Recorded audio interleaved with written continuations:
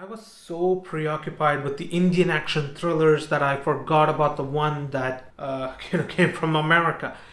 So I decided why not end the January releases with this movie, and I'm of course talking about the 2023 action thriller film Plane, starring Gerard Butler and Mike Colter.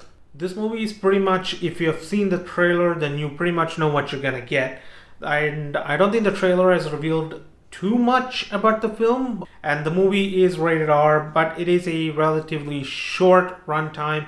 It covers everything in about an hour and a half or something. I'll put the actual thing here. So I really enjoyed this film. This film is really one of the better movies to come out from America. So far, I'm happy with all the January releases. It's been an entertaining ride, and Gerard Butler is great in this film. He performs his role well as a former Air Force pilot who is in charge of rescuing his passengers. I like also that they spend a bit of time with the thought process, like what they need to do. They take some time to think about stuff. I also like his interaction with Mike Colter, who is a former GPC French Foreign Legion passenger who is being extradited on the charge of homicide. I like that there is a mysterious element to him. My only problem was that we don't learn that much about him as the movie progresses. That's all we know from Mike Colter's character and his interaction with Gerard Butler. But they do make an awesome team, and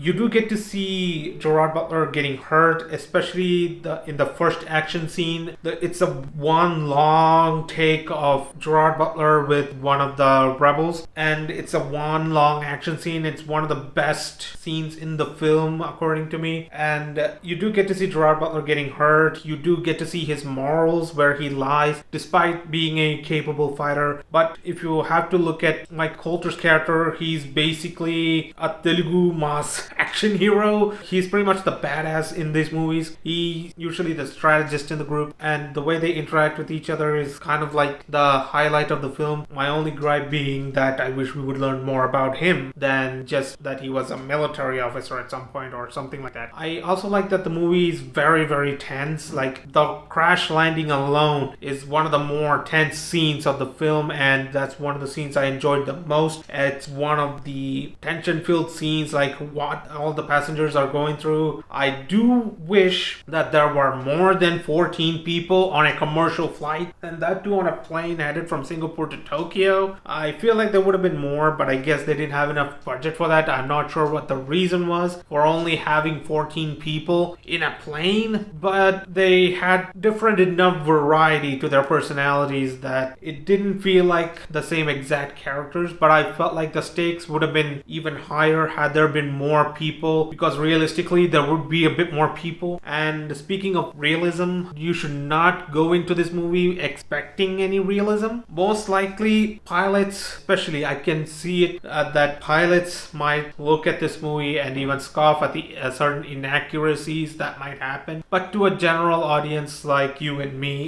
it wouldn't really matter that much in the long run. It is an entertaining enough, it is believable enough that you will be entertained by the movie nonetheless. I also like the inclusion of Halle Hecking. I'm sorry if I'm mispronouncing the name. I like her contribution to the story. She doesn't really do much. She has one role in the movie and that's it, but she does the job enough. She is someone for the main hero to come home to, and I like that she does that part well. And the way she's integrated into the story is believable enough. Like, I feel like all the humans in this movie does very believable things based on what their personality is given. It never felt like, oh, this is out of character, or no, it never would happen like that. I never had such thoughts while watching this, and overall it is a very enjoyable ride. You do have to go into it with certain low expectations. You just have to go into this with a much more relaxed mindset. You have to throw logic and everything out the window. You have to suspend your disbelief to some extent, not by a whole lot, but to some extent you have to suspend it. But if you do that, then I can very much guarantee you that this is going to be one of those January films that you're gonna feel entertained entertained. Not the best movie by any chance, but it is certainly one of the more entertaining films, and I was thoroughly entertained by the film despite a few hiccups here and there. My only major flaw with this film is that it's directed a bit haphazardly. There's incessant use of the shaky cam, which I hate, but aside from that, this movie is perfect for those who are looking for a casual one-time watch film. You just want to pass like 1.5 hours, then I say this movie is great. I say put it on once it gets to an OTT platform.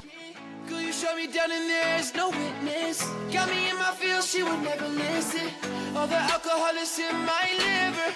I guess I lost and you're the winner. Missing your touch, you were a good kisser.